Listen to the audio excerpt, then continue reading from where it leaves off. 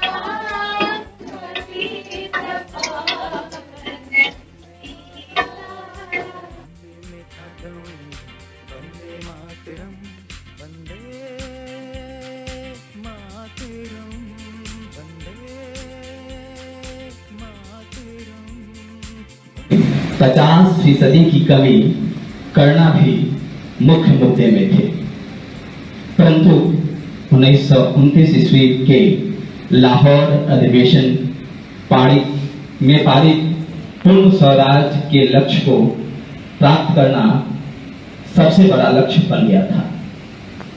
महात्मा जी ने 6 अप्रैल 1923 को दांडी पहुंचकर नमक कानून तोड़ा और उन्हें गिरफ्तार कर लिया।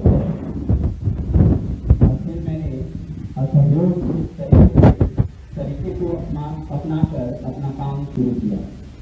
1921 ईस्वी में गांधी इरविन समझौते के बाद महात्मा गांधी ने मुझे काम रोक देने को कहा और वे स्वयं गोलमेज सम्मेलन में भाग लेने लंदन चले गए। अंग्रेजों की फूटकारों और राज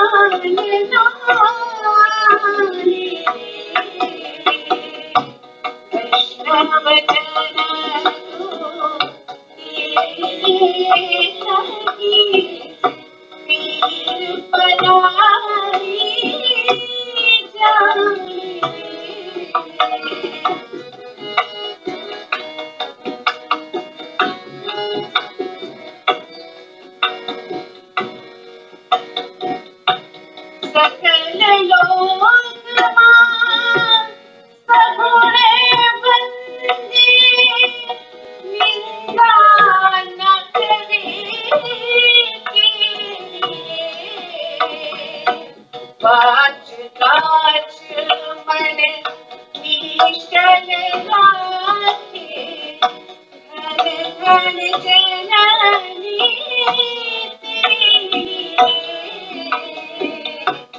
वैष्णव जन तो तेरे कही पीर पराई जाने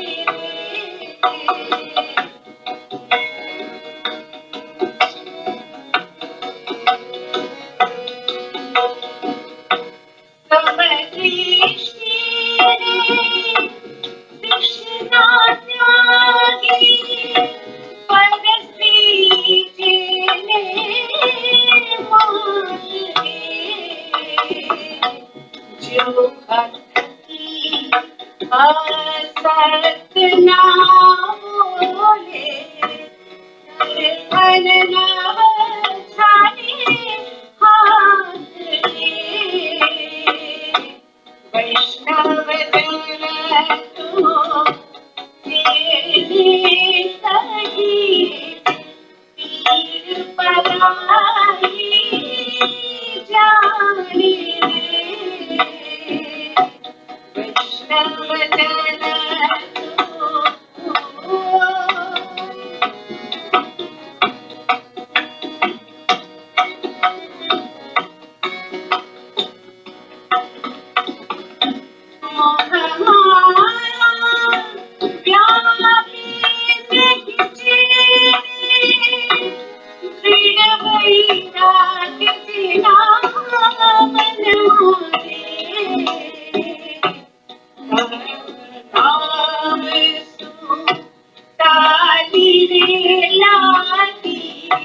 सकल तीरथ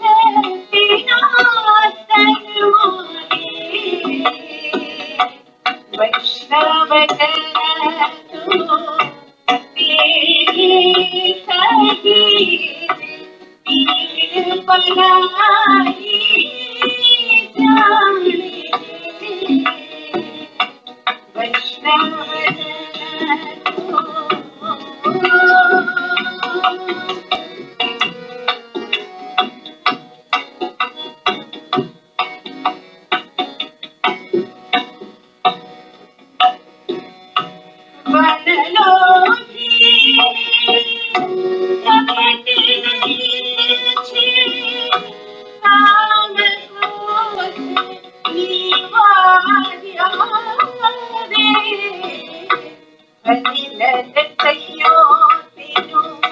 दर्शन करता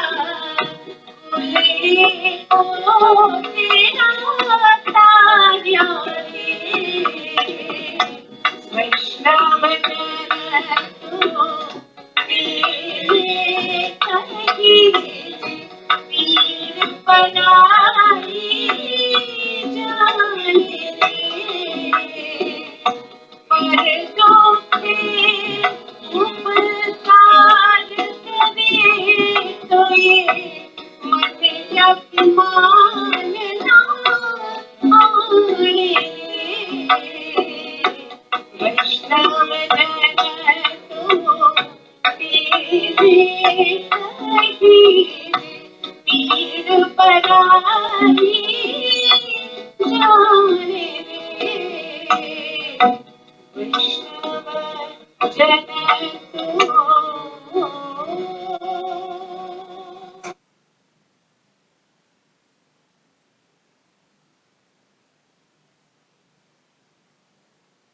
गांधी जी बच्चों से बहुत प्यार करते थे और बच्चे भी गांधी जी से बहुत प्यार करते थे। बहुत सारे बच्चे गांधी जी के पास खड़े हुए थे। तभी एक बच्चा गांधी जी को बड़े ध्यान से देख रहा था।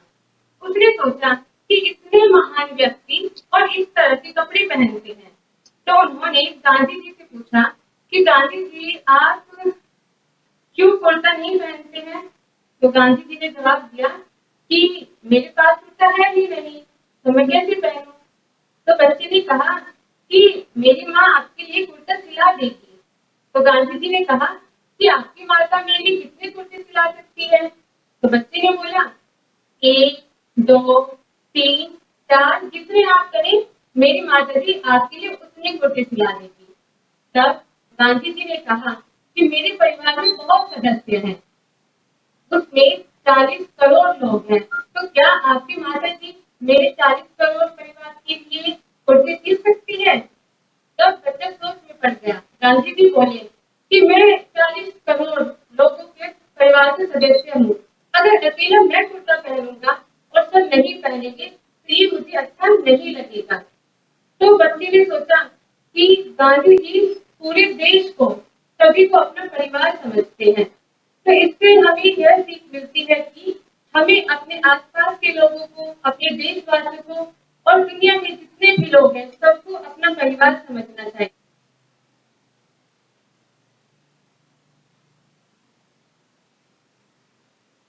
मैंने बहुत पहले लिखी थी ये कविता, और ये छोटे बच्चों के लिहाज से लिखी गई थी, बड़े लोगों के लिए लिखी गई कविता। और कविता में कहानी की प्रस्तुति है, कैसे स्वतंत्रता संग्राम की क्या कहानी। गुलाम बन गए हम अंग्रेजों के जो व्यापार करते थे। गुलाम बन गए हम अंग्रेजों के जो व्यापार करते थे। शक्तिशाली थे हम बहुत मगर जाने क्यों आपस में लड़ते। तो ये छोटे बच्चे कैसे शुरू से कहानी समझ जाएं, अपने राष्ट्रीय आंदोलन की कहानी क्या है, इसी के लिए मैंने ये लिखा था। गुलाम बन गए हम अंग्रेजों के जो व्यापार करते थे। शक्तिशाली थे हम बहुत मगर जाने क्यों आपस में लड़ते थे। राजाओं को हराकर अंग्रेजों ने पूरे भारत पर अधिकार किया। लूटा भारत को जी भरकर और काफी अत्याचार किया। हद से बढ़ गई जब पीड़ा, हद से बढ़ गई जब पीड़ा, खतरे में पड़ गई आन। उठा लिए शस्त्र वीरों ने, शुरू हुआ स्वतंत्रता संग्राम। 1857 की क्रांति के बारे में। हार गए यद्यपि हम इसमें, पर बंद में यह संग्राम हुआ। गांधी जी की अगुवाई में रुका हुआ सब काम हुआ। अंग्रेजी शासन के विरुद्ध सबने मिलकर आवाज लगाई। मारा निर्दोषों को नहीं उन्होंने, मारा निर्दोषों को नहीं उन्होंने, भले ही सीने पर गोली खाई। भारत छोड़ भागे अंग्रेज, देशभक्तों की मेहनत रंग लाई। भारत छोड़ भागे अंग्रेज, देशभक्तों की मेहनत रंग लाई। भारत स्वतंत्र हुआ आखिर को, चारों ओर खुशियां छाई।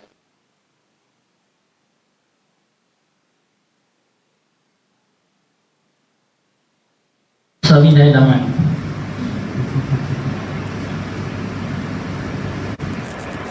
और आज के दिन की बहुत ही शुभकामनाएं सभी को। 150 साल पूरे हो गए। 151वीं वर्षगांठ जन्म दिवस मना रहे हैं बापू की। ये जो देश शताब्दी का समय गुजरा, उनके जन्म से लेकर आज तक, उनकी पैदाइश ही एक जन्म ही महान घटना है। कुछ लोग अवतरित होते हैं, कुछ जन्म लेते हैं। लाखों करोड़ों लोग नित्य प्रतिदिन पैदा होते हैं, जन्म लेते हैं, गुमनामी के अंधेरों में जिंदगी व्यतीत कर देते हैं और कीड़े मकोड़ों की तरह मर जाते हैं। दुनिया उसे पहचानती नहीं, जानती नहीं। कोई एक ऐसी घटना घटित होती है, कोई एक ऐसा व्यक्ति या ऐसी महान शख्सियत या ऐसी महान महिला, ऐसे पुरुष और ऐसे व्यक्ति पैदा होते हैं जो अपनी छाप छोड़ जाते हैं, जो अपनी अमिट छाप छोड़ जाते हैं। अपने जीवन काल में ही वो इतनी ऊंचाई को प्राप्त हो जाते हैं कि वह मनुष्य नहीं, आत्मा नहीं, महात्मा कहाँ कहलाने लगते हैं। वो महान आत्मा हो जाते हैं। और ऐसे ही महात्मा के बारे में जो पूज्य हैं बापू, उनके बारे में हम बात करेंगे। हम यहाँ से बात करेंगे, कुछ लोग वहाँ से बात करेंगे आपस में। पहले तो हम अपने आप को परिष्कृत करें, अपने आप को परिमार्जित करें, अपनी ही सोच में संशोधन लाएं, अपने व्यवहार को संशोधित करें, तब कहीं जाकर के हमारे अंदर वो अवधारणा पुष्पित होगी, वो जो विचार है वो पल्लवित होगा जो हम दुनिया को देना चाहते हैं। क्योंकि एक ऐसा व्यक्ति जिन्होंने ऐसा संदेश दिया कि जो हम दूसरों में देखना चाहते हैं, जो बदलाव हम दूसरों में समझना चाहते हैं, देखना चाहते हैं, वो बदलाव, उस बदलाव की प्रक्रिया स्वतः खुद से, अपने अंदर से, अपने आप से प्रस्तावित होनी चाहिए और शुरू होनी चाहिए। सहिष्णुता का अर्थ यही कि हम सहन करने की शक्ति, सहन करने की ताकत अपने अंदर पैदा करें। किसी भी स्थिति को, किसी भी परिस्थिति में जो अप्रिय है, जो आपके मन मुताबिक नहीं है, जो आपके विरुद्ध है, उसके प्रति समभाव रखना, उसको समानता का अधिकार देना, उसको समझने की कोशिश करते हुए, उसको भी सम्मान देते हुए, उनकी बातों को भी अनुभव करते हुए, उनको भी उतना ही अधिकार देते हुए, समरसता की भावना के साथ ये सहिष्णुता होती है। सहनशीलता, सहन शक्ति, सहिष्णुता का अर्थ ये होता है कि आप बर्दाश्त कर रहे हैं, आप सहन कर रहे हैं। इसका अर्थ है कि आपको कष्ट भी हो रहा है। इसका अर्थ ये है कि आपके अंदर द्वंद्व भी है। इसका अर्थ ये है कि आपके अंदर एक लड़ाई चल रही है विचारों की। इसका अर्थ है कि प्रतिकार है। इसका अर्थ है कि प्रतिवाद है।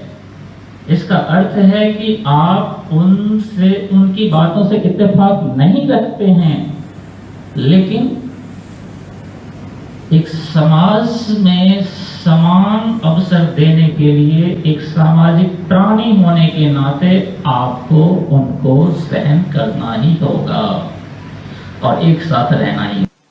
ईश्वर हमारे अंदर है, और ईश्वर हमारे अंदर है तो ईश्वर का जो प्राथमिक गुण होना चाहिए वह समष्टि का उद्धार होना चाहिए, वो व्यक्ति का उद्धार होना चाहिए, वो समानता होनी चाहिए, वो क्षमा होनी चाहिए, वो दया होनी चाहिए। और इसीलिए तो गांधी जी कहते हैं वैष्णव, उनकी वो प्रिय भजन है, वैष्णव जन तो तेने कहिए पीड़ बढ़ाई जानते। वो इसीलिए कहते हैं क्योंकि वो उस थ्योरी से प्रभावित थे, उस बात से वो प्रभावित थे, इसलिए वो कहते हैं। लेकिन सहिष्णुता जो है वो बहुत बड़ी बात है। उसके लिए आपको खुद से संघर्ष करना पड़ता है, आपको अपने आप से संघर्ष करना पड़ता है, आपको अपने विचारों से संघर्ष करना पड़ता है, आपको अपने जो दिए गए संस्कार है उससे संघर्ष करना पड़ता है, आपको अपने दिए गए जो प्राप्त जो शिक्षा है, जो आपने पढ़ी है, उससे संघर्ष करना पड़ता है।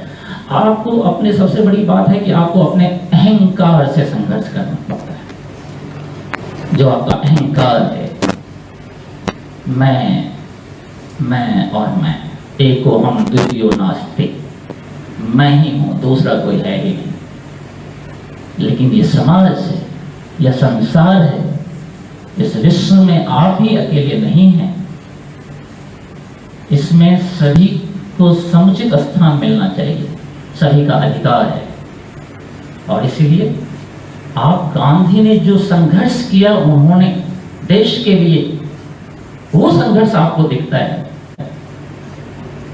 लेकिन मोहनदास करमचंद से गांधी बनने की जो उसकी यात्रा है, जो उनकी अंतर्द्वंद की यात्रा है, जो उनके पारिवारिक संघर्ष हैं, जो उनके वैचारिक संघर्ष हैं, जो उनके सैद्धांतिक संघर्ष हैं, जो उनका मेकओवर है, जो उनका शिफ्टिंग है, एक व्यक्ति को जन्म लेने में कितनी कष्ट का सहन करना पड़ता है, एक माँ की प्रसव पीड़ा क्या होती है, वो उस प्रसव पीड़ा से गुजरना पड़ता है। अपने विचारों को, जो विचारें आपने सीख ली है, उस विचारों को त्याग कर एक नए विचार, एक नए दर्शन को अपनाना और अपने अहंकार को त्याग करना, ये बहुत बड़ी बात है। ये अंदर की यात्रा थी, ये अंतर्मन की यात्रा थी, ये विचारों से लड़ाई की यात्रा थी, जिसमें वो सफल हो जाते थे। और इसीलिए तो जोहान्सबर्ग से पिट्सबर्ग की यात्रा में पिटते रहते हैं, लेकिन शारीरिक संघर्ष नहीं करते, मंथन करते हैं क्या करना है और विरोध करते हैं, प्रतिकार करते हैं, लेकिन अहिंसा के तरीके सामने वाले को समझाते हैं कि तुमने जो किया है वो गलत किया है, और उससे उसके व्यवहार में परिवर्तन लाते हैं। अपने को तपाकर, अपनी आत्मशक्ति को प्रदर्शित कर दूसरे को समझाते हैं कि तुम्हारी क्रूरता खत्म हो जाएगी, लेकिन ये जो आत्म का बल है इसको तुम मिटा नहीं सकते। मेरी सहन शक्ति तुम्हारी क्रूरता से ज्यादा है, और क्रूर व्यक्ति हार मानता है। वो सामाजिक समता की बात है, ये ऐसी बात है। ऑक्सफोर्ड यूनिवर्सिटी के प्रोफेसर अल्बर्ट उनके बारे में कहते हैं कि ये जो व्यक्ति है यह बहुत ही खतरनाक व्यक्ति है, इससे दूर रहना। ये जो व्यक्ति है बहुत खतरनाक व्यक्ति है, इससे दूर रहना, क्योंकि तुम इसे शारीरिक तौर पर हरा तो सकते हो, लेकिन तुम इसे मानसिक तौर पर और आत्मिक तौर पर हरा नहीं सकते।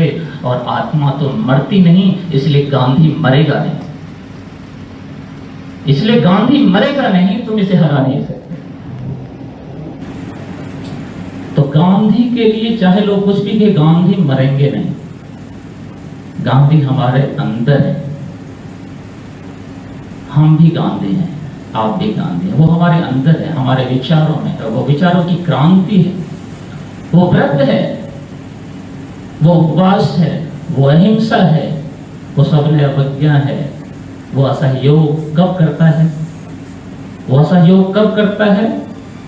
सत्य की प्राप्ति के लिए, सत्य के समर्थन के लिए। और यही कारण है कि वह विरोध करते हैं, वो विरोध की बात करते हैं, विद्रोह की बात नहीं करते। और इसीलिए चौरी चौरा घटना होने के बाद वो वापस कर लेते हैं अपने आंदोलन को। ये उस व्यक्ति की ताकत है, अकेले व्यक्ति की ताकत है, कि जब पूरी कांग्रेस, पूरा देश उनके उन विचार की आलोचना करता है कि आपने ये आंदोलन वापस कैसे ले लिया, लेकिन इकलौता गांधी कहते हैं नहीं, चौरी चौरा कर दिया हमारे लोगों ने हिंसा का पक्ष लिया। हम विरोध कर सकते हैं, हम प्रतिवाद करेंगे, हम प्रतिकार करेंगे, लेकिन हम हिंसा नहीं करेंगे। ये गांधी है। हम अकेले ही चले थे जानिबे मंजिल मगर, वो बात है गांधी में। एक ऐसा व्यक्ति जिसने हमारे स्वतंत्रता आंदोलन को जन जागृत करके जन जन का विषय बना दिया, पूरे देश में विरोध की लहर पैदा हुई। ये है गांधी, ये है उनकी सहिष्णुता और प्रजातांत्रिक मूल्यों की रक्षा उन्होंने हमेशा ही की। उन्होंने अपने विरोध के स्वर को कभी कम नहीं होने दिया। चाहे वो जालियांवाला बाग हो तो उन्होंने विरोध किया है उसका, और वहां पे उनको पंजाब में घुसने नहीं दिया। विरोध के स्वर हमेशा रहे उनके। देश आजाद हुआ, लोग झूम रहे थे, नाच रहे थे, गा रहे थे, आनंद के उत्सव मना रहे थे। पोरबंदर में भी प्रतिमा की स्थापना हो गई लोग, लेकिन गांधी कहाँ थे?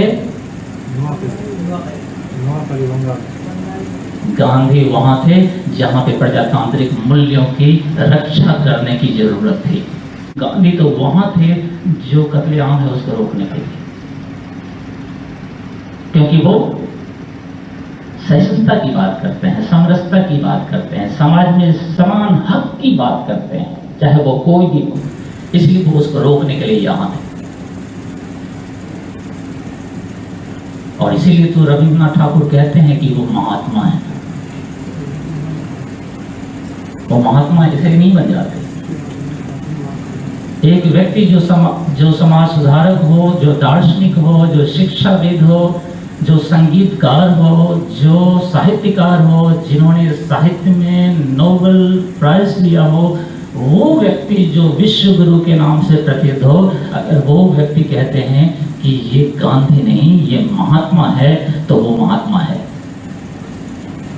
और उस महात्मा के आदर्शों पर, उस महात्मा के बताए हुए रास्तों पर चलना वो बहुत कठिन है। डगर पंडित की मुश्किल है, लेकिन मुश्किलें कितनी भी हों, रास्ते ध्रुव कितने क्यों ना हो, आपके रास्तों में कांटे क्यों ना बिछे हों, लेकिन जीवन में वो संघर्ष के बाद ही वो संतुष्टि और वो विजय का आनंद आता है। 2338 ऑलमोस्ट 7 सालों तक जो व्यक्ति जेल में अपनी जिंदगी गुजार देते हैं, उसकी सहिष्णुता के बारे में आप क्या सोच सकते हैं।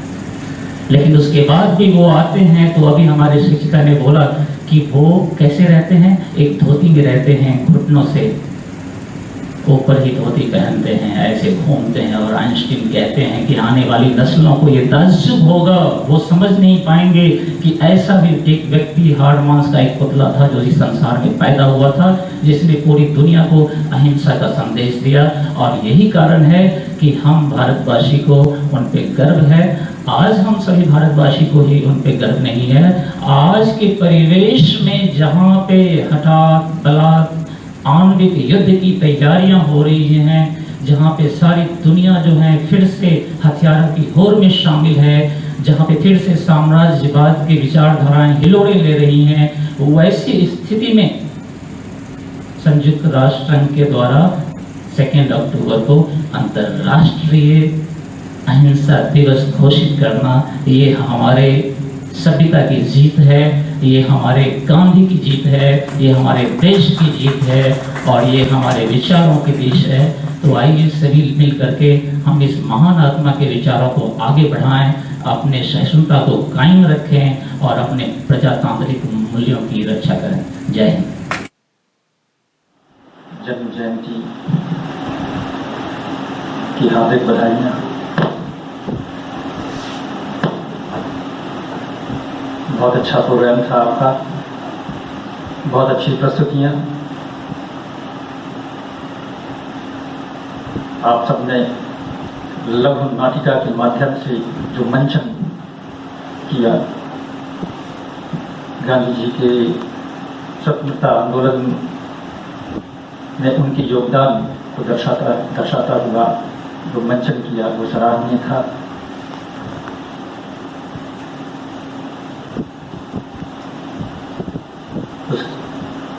कुछ उनके जीवन की कुछ और झलकियाँ प्रस्तुत की गई। शाबिना मैडम कविता प्रस्तुति वर्मा सर द्वारा बहुत अच्छा था।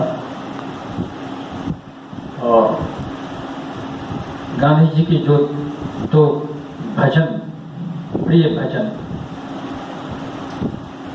रघुपति राघव राजा राम वैष्णव जन तो नहीं कही। मैडम ने कहा,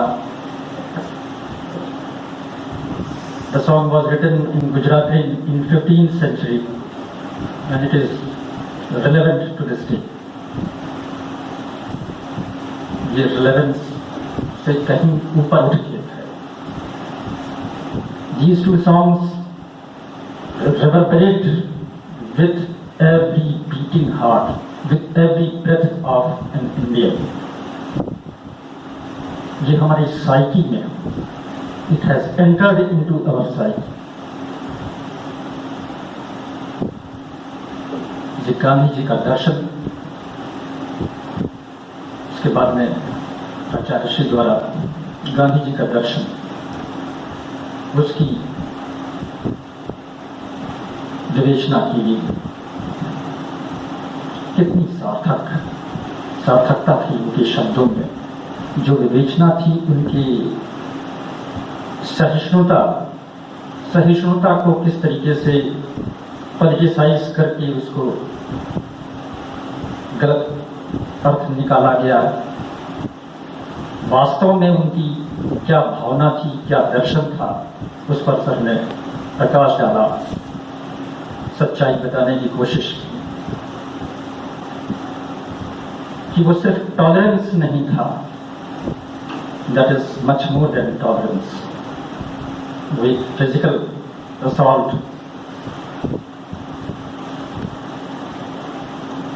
फिजिकल असॉल्टर के खिलाफ जो प्रतिकार और प्रतिशोध को प्रदर्शित करने का, उसको स्वीकार्यता देने का, उन्होंने स्वीकार्यता नहीं दी, उन्होंने उससे लड़ाई नहीं की। सर ने बात कही कि उनकी सहिष्णुता आदताई को पीड़ित करने के लिए नहीं थी, शारीरिक रूप से पीड़ा देने के लिए नहीं थी, बल्कि अपने अंदर संघर्ष, उनका संघर्ष अपने आप से था, विचारों में द्वंद्व और विचारों के साथ में कैसा सामंजस्य बैठाना है, बिना हिंसा की। स्वीकार्यता नहीं दे रहे हैं उसको, लेकिन उस बात को, ये उनकी विचारों की दृढ़ता, आत्मशक्ति को प्रदर्शित करता है। इस बात की गहन विवेचना आचार्य श्री द्वारा की गई। ये सारी चीजें हैं और एक बार अंत में पुनः मैं आप सभी को धन्यवाद देता हूँ आज के इस कार्यक्रम को संपन्न करने के लिए। और बहुत अच्छी बात है कि जितने भी कार्यक्रम हम लोगों द्वारा आयोजित किए जा रहे हैं उसमें सब लोग अपने अपने तरीके से अपनी प्रतिभागिता दे रहे हैं, घर से हो या यहाँ आकर हो। बहुत अच्छी बात है। एक बार पुनः प्राचार्य श्री को और आप सभी लोगों को बहुत बहुत धन्यवाद।